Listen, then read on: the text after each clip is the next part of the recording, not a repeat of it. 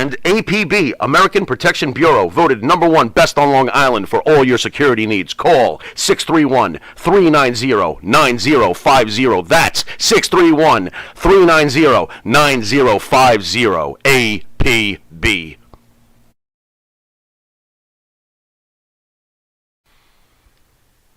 The Monty and the Pharaoh Show is brought to you by... Because wine is your second favorite four-letter word. California wine, New York attitude. Good fucking wine. Yeah. I think that you want to go into night 2 feeling like Cody Rhodes has the whole world against him. He's got everything going against him. He's going to have to deal with bloodline rules. How could he win? Yada, yada, yada. So I feel like The Rock and Roman Reigns are going to somehow win that match night 1. That's just my thought. Everything here tells me this is scripted for Rock and Roman to get this done. Bloodline rules sets up all the barriers to Cody, right? And he overcomes. I mean, I may be overthinking this. I think they're laying it on too thick. I'm gonna throw a curveball here, and partly because of what I'm gonna talk about on night 2, which we alluded to a little Monday. I think the opposite happens. I think Cody and Seth go over, and I think they're gonna get some help from a returning Stone Cold Steve Austin. Interesting. Okay. Because of what I think is gonna happen on night 2. Because they're not going to give, to me, they're not gonna have the heels go out or go over 2 nights in a row. I just don't see it. That's because I think what's going to happen the next night is going to be very interesting. I'll give it to Cody and Seth here. Mike? All right, well, go to night 2, so let's get there. I'm going to stick with the old... Wait, Mike, wait. Well, who do you have winning the tag match night? I'm going to go with you, Jimmy. I think they have to go with bloodline rules, right? They've got to put everything against Cody, but my answer at the end may be different than yours when we get there. Let's go to night 2. Bobby Lashley, the Street Profits against the Final Testament and the Authors of Pain, giving Karrion Kross his WrestleMania moment. I could care less about this match. It doesn't matter to me at all. Yeah, it doesn't matter to me either at all. Look, they killed Karrion Kross. I'm sorry. You know, he had his momentum when he first showed up, and they have just completely devalued Karrion Kross. I can't take him seriously at all. Not even having Paul Ellering return has done anything, you know. I don't know. I mean, I feel like they'll probably give it, like you say, you want to start the night off with the fans being happy. It'll probably be Lashley and the Street Profits. That's just my vibe on it, Coach. I don't even know what to expect from this match. To me, the only interesting story they can tell here is a breakup of Lashley and the Street Profits, and might even be breaking up the Street Profits themselves and letting Montez go on and do his thing. That would be interesting. That could be an interesting story to get the night going. We haven't talked about a big swerve yet, other than, you know, there might be something in the J Jimmy match, but this could be it. That's the only way it's interesting. I liked Kross in NXT, but I don't know that Kross could have been the same character even if they hadn't botched it. I just don't know. I could care less for the AOP. I love Paul Ellering 20 years ago. Right. You know, I don't know. The only thing interesting here is if they do something to break up the Street Profits. So I'll say that Kross and AOP go over because of something that goes on with those two. I think I'm going to watch the final episode of Curb Your Enthusiasm while this. How did I know? Because I could care less. And again, going through this list, except for the Becky Lynch match and the main event, so far this card is very underwhelming in my opinion. It's just like, okay, it's like everything is carried on The Rock, Roman, Seth, and Cody. All right, LA Knight, AJ Styles, another throw together match, which again could care less, but I'll go with AJ Styles just because I don't even know what's going to happen. Who cares? Well, I mean, did I say AJ Styles? I meant LA Knight. Sorry. Okay, yeah, the traditionalist in me is offended at the very thought of AJ losing to LA Knight. I'm like, what are you talking about? There's no way he should lose to LA Knight, but he's gonna. That's just my gut read on it. The fans love LA Knight, and that's fine. But I mean, LA Knight, as you know, as over as he is, he can't shine AJ's boots. What? AJ really is a great company guy. I'll say that. Because AJ's going to go out there and make LA Knight look like $1 million to the best of his ability. And that doesn't mean LA Knight is a bad wrestler, but LA Knight is what I always say about a lot of guys. He's serviceable, you know? So I expect LA Knight to get over because the fans just absolutely love him. And if he loses, what do you do with him? So, I mean, AJ's obviously comfortable in being Shinsuke Nakamura, you know, currently. Yeah, they tried to tell this story, and it just hasn't worked. Right. You know, I give them credit. They tried. It just hasn't worked. I agree. I think Knight goes over here. I think AJ has reached the point in his career where what he wants to do is get people over. Right. And I think that's what he's going to do for the next year or 2 years. Right. I think he's just going to get, you know, guys over. I was going to say younger guys. I'm not sure LA Knight is younger. Not much. But Yeah. I also think they should have found a way to get LA Knight on WrestleMania last year. They didn't. I think this is going to be the payback for him, and he'll get over. Right. There you have it. You know, again, you know what? Can't disagree with that. All right, United States Championship match: Logan Paul, Randy Orton, Kevin Owens. This is going to be. I'm a big Logan Paul guy. I think this will be a hot match. What are you guys going with on this? I'd like to hear what your thoughts are. I agree. I think Logan Paul should go over and will go over. I think that this has the potential to be a great match. I mean, you have Randy and Kevin in there, the two of the best veteran workers in the business. And Logan Paul is great. I'm sorry. You don't like him? I don't care. He's fantastic in the ring. Logan Paul showed up and is a pro. I mean, he really is. He's there already. Anything he does is fantastic. He's great on the mic. He's great in the ring. He looks great. He gets the reaction out of the fans every time that he's looking for. The guy is a stud. So I'm looking at Logan Paul winning a really good match. This should be great. You know, I was surprised this one wasn't on night one because this one has the ability to be the show stealer. It really does. I don't like triple threat matches, generally speaking. They could tell a really interesting story here because I think all of us probably expect Logan Paul to carry this belt forward. He needs a good one-on-one matchup to lose it, to put a guy over.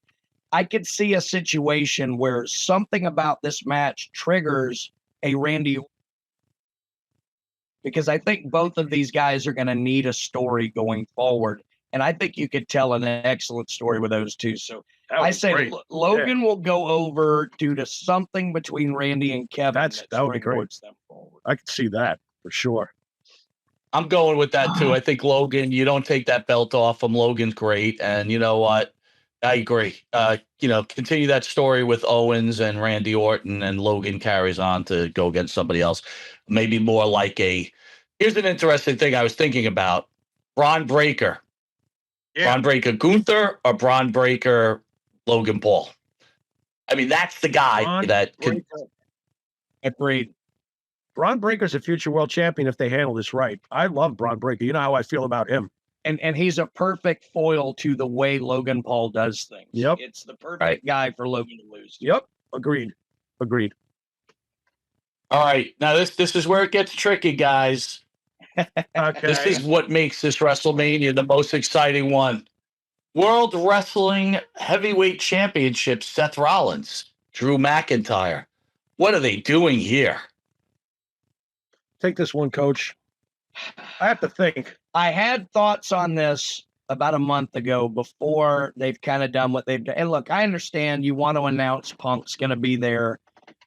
You know, although I don't know that they needed to sell WrestleMania, but I know why they want to do that. I thought the best story they could have told was Drew's about to win. Punk's music hits. Drew gets distracted, gets rolled up. Drew loses his mind, beats the hell out of Seth. Damian comes down and cashes in on Seth. Like, I could have seen all of this happening. I don't think it's going to happen anymore. The hard part is, I think Drew probably needs to go over here. But again, because of where I'm going later in the night, I'm not so sure they're going to put two heels over. I'll stay with Drew going over, and maybe I'm going to be wrong about the last one, but the beauty of this match is they could tell 10 different stories here, and I don't know which one it's going to be. Punk has to be involved somehow. There's no reason to have him out there if he's not going to get involved somehow. But I'll be honest, I have no idea what they're going to do with this match. I feel that Punk is Jimmy, I want to give you time to breathe. I'll make it and then let me get your final opinion on this. Okay. My belief up to this point is, how could they not give the belt to Drew? I realize now that they're not. CM Punk will be announcing.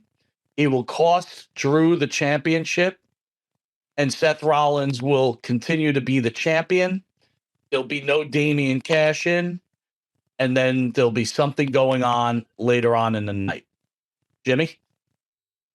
Interesting. I agree with that. I mean, what is the future for both of these guys? If Seth Rollins loses, what is his future? If McIntyre loses and Punk has something to do with it, oh well, that explains what his future is. So it makes sense to me that Punk somehow will find a way to screw Drew. Hey, that rhymed. And that's pretty much my take on it. It's a good point, right? Because Drew then carries on his feud with CM Punk. Seth Rollins, who eventually, after we have this final discussion, will be a heel at that point. And by SummerSlam, Punk and Seth Rollins will be feuding, which we've been waiting for anyway. And, Punk is a major face at this point. All right, here we go. Before we even get into the conversation, I want you to think about this. You own the WWE. Is Cody your man? Is Cody your man? Undisputed heavyweight universal championship. The GOAT, Roman Reigns, the head of the table, against formerly known as Stardust, Cody Rhodes. Jesus Christ. Where are we going with this, gents? With a setup like that, formerly known as Stardust, what's there to talk about? There's nothing to talk about. Stardust gets squashed, and Mike leaves happy and goes to White Castle, which is right down the block from his house. There you go. Okay, That's right. That's right. I'll be celebrating. Yeah, and then you call me up on the phone. Wrestling is great. I still love it. I'm not going to stop watching. Unbelievable. You know what's funny? The only way I think this works with Cody, because I mean, I've already hinted enough, and we did it Monday on exactly what I think is going to happen. All right. The only way this works with Cody is they put him over Roman, which I think is a terrible idea. And honest to God, as crazy as this sounds, somebody takes it off of him the Raw after Mania. Cody has to be chasing. They can get the feel-good story for one night, but they've got to have Cody chasing. He doesn't work on top. It won't last a month with him on top. And so, yeah, you could tell the great story and then have him get screwed again. They took it off my daddy in the garden. I mean, it could be all of that stuff. But, I mean, that's the only way, and it's an insane story. But no, he should not be on top. He's always got to be the underdog chasing the top. The big dog needs to be on top. Well, you've made Mike very happy, I'll tell you that. It's true. Well, I'm still waiting. What's the story, Coach? Stone Cold. I've been waiting to hear this. What are we doing here? Well, so You're going to steal my I thunder. think 100% Stone Cold's involved. Now, whether it's night one or night two Right. is up to be, but he's going to get involved with The Rock one way or the other. Okay. I Go ahead. I think they tease over and over that The Rock's going to turn on Roman because everyone expects it. I think they've done 2 straight weeks of beat downs on the faces. So everyone expects that means the faces are going over. I think they're throwing a big swerve out. I think The Rock ends up helping Roman retain. And Roman walks out of WrestleMania with the belt, as I believe he should. Because that sets up what to me is the biggest match they have. It is no longer Rock Roman. It's Rock Cody. And that can set up Rock Cody at SummerSlam. All right, Jimmy, you want me to go and then you're going to finish off the show, or you want to go and I'll finish off the show? Your call, buddy. Well, I already know what you're going to say, but I mean, I've known you for 40-something years. But go ahead, Mike. You go first. Well, My prediction is it's Bloodline rules. Seth Rollins will turn on Cody Rhodes, but that won't work. Okay, it won't work. Somehow Cody's going to survive getting. First, you'll have the Bloodline interfering throughout the whole thing, but Cody keeps surviving. Seth Rollins gets involved. He survives. Then you think it's the end. But this is the thing everybody's forgetting, and this is what I'm going to stand with. The first night that Cody returns to Raw, who does he have a interaction with? Do you guys remember? Triple H. Triple H is going to come down, and he is going to screw Cody Rhodes. And the tribal chief will continue. And I am going to stand by that. The WWE has been so good into keeping their storylines. If you remember, Triple H tells Cody that first night, play it on YouTube. He says, if you need any help, I'm here for you. And what does Cody say? Nah, I'm good. And walks away from him. And then you get the Triple H stare. This is what we're going to get. And our tribal chief will continue on. Jimmy, you want to finish us off? okay. All right. Well, you asked for it. What I want doesn't matter. What I want is for Roman Reigns to win and retain. And I do think that that's best for business. However, this is the boy who cried wolf. You're not going to do this 2 years in a row to Cody Rhodes. And if you do, you run the risk of really pissing off your paying customer base. Now, I understand that we're in the minority when it comes to wanting Roman to win. All right. But look at it this way. You got bloodline rules, right? I see The Rock obviously trying to keep the belt on his cousin. Okay. Even if Triple H, what would really be great is The Rock comes out, gives Cody a rock bottom. It looks bad for Cody. Somehow Cody kicks out. Then Triple H comes out and hits him with a pedigree. And this is when the glass crashes. And Stone Cold Steve Austin comes out and does for Cody Rhodes what he did for Mick Foley all those years ago. WWE is moving again in a much more aggressive nature. And for Stone Cold to come out and end the night with those fans who are at this point ballistic and foaming at the mouth for justice to be served. The glass crashes. Austin comes out. Stunner! Oh my God! Grabs Cody and throws his lifeless body on top of the tribal chief with the figures and everything. Because we still love Stone Cold Steve Austin unconditionally. The roof caves in, and Cody Rhodes, when he comes to, goes to his mom in the first row and hands her the belt in tears like a Cody crybaby. And that's what's, I think, should happen. It's Mick Foley all over again. Let me say this real quick. Whether Cody goes over or not, we've got to get the rubber chicken involved this year. The rubber chicken? Have to get the rubber chicken Oh, back. for God's sakes. The rubber chicken. You know, Jimmy, I got to tell you, that ending is something that, listen, wrestling is all you remember is the ending. No matter what happens, night one, night two, it could all be the shits. In the end, if it ends like that, even being a Roman Reigns guy, how can I argue with that ending? You're going to go nuts. You see, that's what I'm always looking for. I'm always looking for not what I want.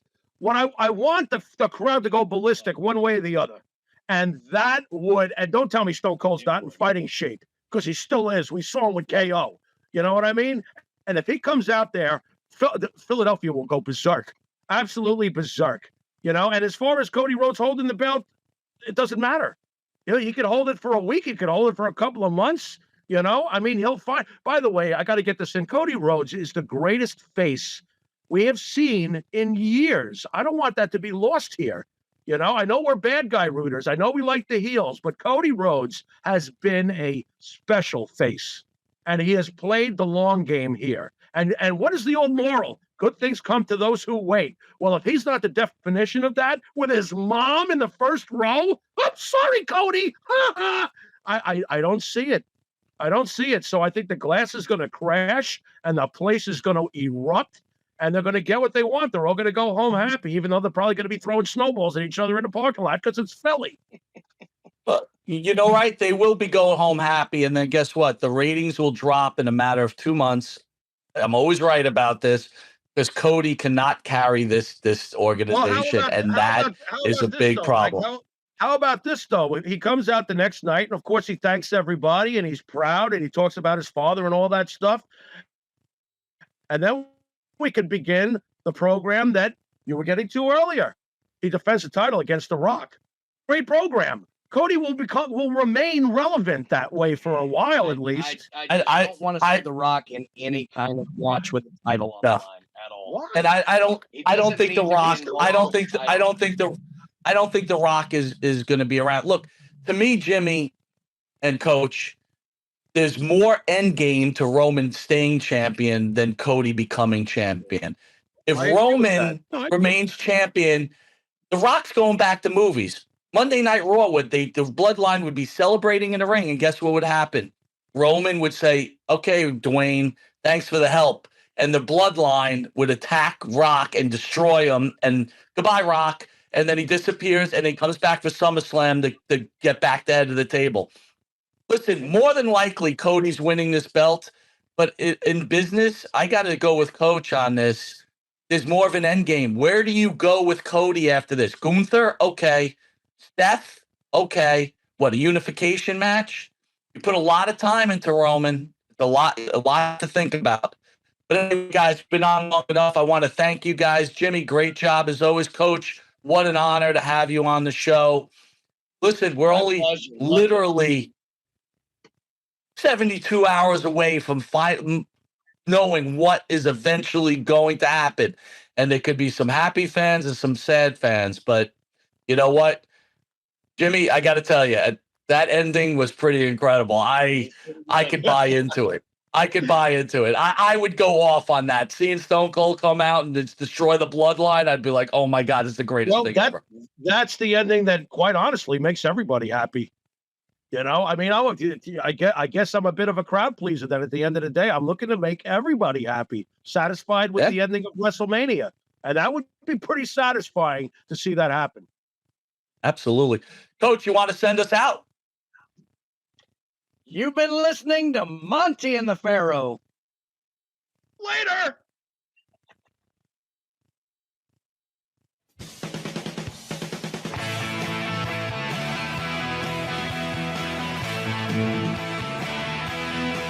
In